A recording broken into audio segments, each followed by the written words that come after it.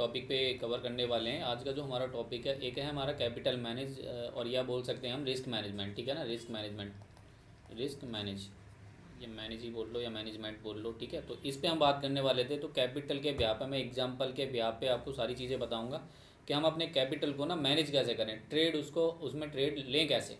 तो ये सारी चीज़ हैं जो इस वाले टॉपिक में आज मैं करने वाला हूँ। पहला हम ना कोई एग्जांपल लेते हैं। हम पहले एग्जांपल लेते हैं। हमारा कैपिटल जो है, अभी कैपिटल है हमारा 10,000, 10,000 का कैपिटल है हमारा अकाउंट में। ठीक है, तो अब हमारे लिए दो एग्जांपल आते हैं। पहला एग्जांपल, फर्स्ट एग्जांपल आता है, हमने कोई ट्रेड लिया है। मान लो जैसे कि एक्सिस गोल्ड में हमने, एक्सिस यूएसडी में हमने क्या करा है ना, एक बाइंग का ट्रेड प्लान किया है। बाइंग का ट्रेड प्लान किया है, कितने लॉट में प्लान किया है हमने, मान के चलते हैं हमने 0.01 में प्लान किया है। तो हमारा क्या है ना, अब हमारा क्या है, इसमें ये लॉजिक है कि अभी ये जो आएगा, हमने ये बाइंग में प्लान किया है, ये जो आएगा ये बाइंग में चलेगा। होता क्या है, मार्केट हमारा डायरेक्शन में तो चलता है, हमारे डायरेक्शन में चलता है, बाइंग में जाता है, बाइंग में जाने के बाद में सेलिंग में आने लगता है। इस तरीके से आपको लगता है कि बाउंस करेगा, बाउंस करेगा, बाउंस करेगा।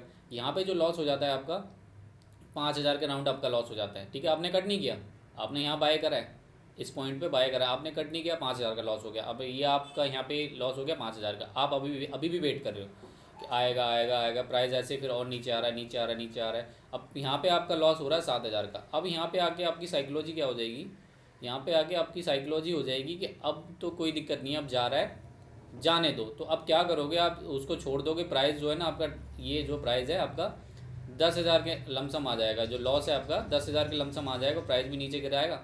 तो आपका जो कैपिटल है वो पूरा का पूरा चला गया। अब क्या हुआ, यहाँ पे एक हमने 0.01 में ही बाई किया था, बट हमारा 10,000 का कैपिटल चला गया।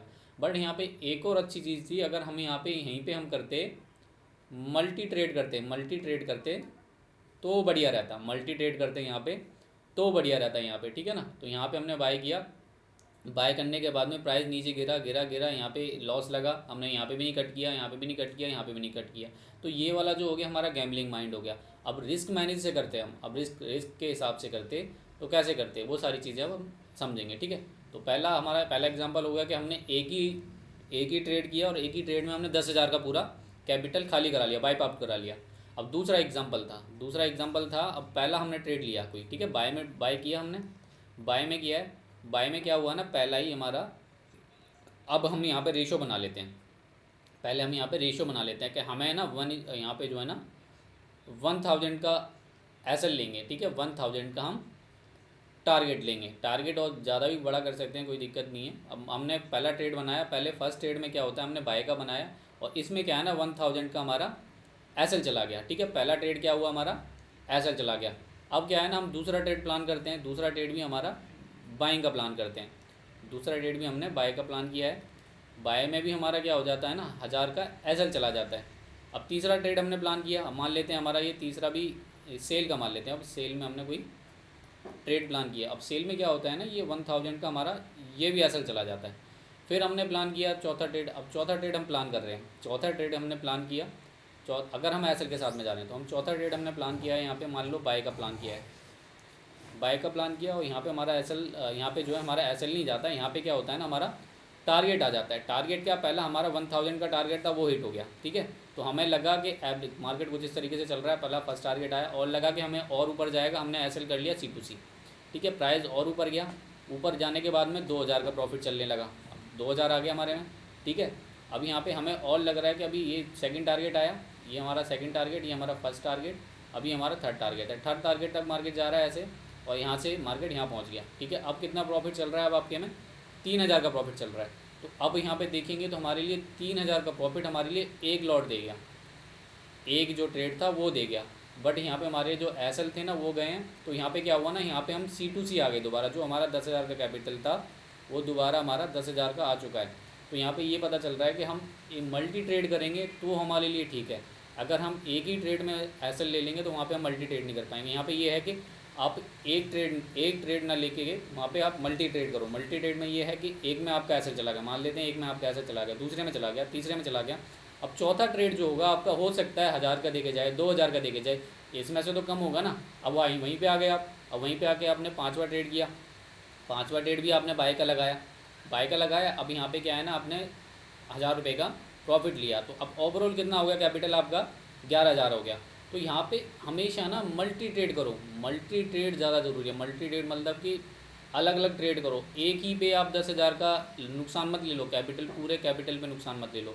और ऐसा भी मत करो कि एक ही में आप, ये 10,000 का कैपिटल है, 10,000 का कैपिटल है और आप यहाँ पे बाय कर रहे हो 0.5, अब यहाँ पे बाय कर रहे हो 0.1, तो ये गलत है, इसको तो लेना ही नहीं है। आपका ये 10 पॉइंट का या 10 पिप्स का मूव आएगा, सॉरी 10 पिप्स का मूव आएगा, तो ये तो ऐसे ही खाली कर देगा, ये ऐसे ही खाली कर देगा। यहाँ पे ये वाला जो है 10 पिप्स का मूव आया तो यहाँ पे ऐसे ही खाली कर देगा। अब यहाँ पे 100 का आया तो ये ऐसे ही खाली कर देगा।